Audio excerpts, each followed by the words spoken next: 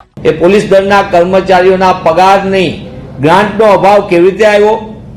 આ ગ્રાન્ટના અભાવ માટે જવાબદાર કોણ? નાણાં વિભાગ અને પોલીસ વિભાગ વચ્ચે સંકલનનો અભાવ છે કે શું? અને સાથોસાથે સરકાર પોતે આર્થિક દેવાળિયા વહીવટ જે કર્યો છે એનું પોતે શ્વેતપત્ર બહાર પાડે તો જ વાસ્તવિક સ્થિતિ ગુજરાતની આપણા ધ્યાન ઉપર આવે.